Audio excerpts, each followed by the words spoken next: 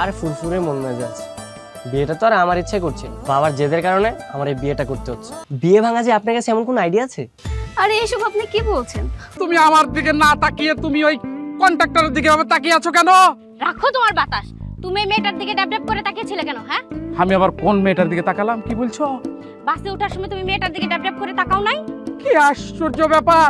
তাই মেয়েটাকে দেখে মায়া হচ্ছিল তাই তাকাচ্ছিলাম।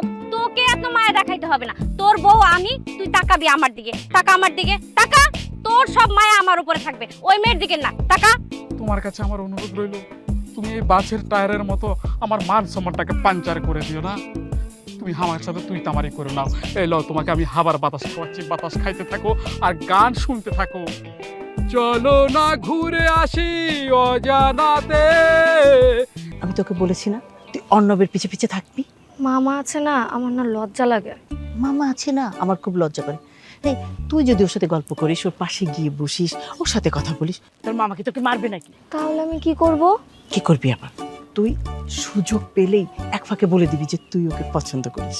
না না মা, আমার খুব লজ্জা লাগে, আমি এটা করতে পারবো না। তার উপর আবার আজকে ওনার বিয়ে, এখন বলে কি লাভ? আরে বিয়ে ঠিক হয়েছে, হয়ে তো আর যায়নি। এর মধ্যে যদি তোর পছন্দ হয় তাইলে তো তোর হয়ে যাবে। কথাবার্তা, তুই আমার মেয়ে নামের কলঙ্ক।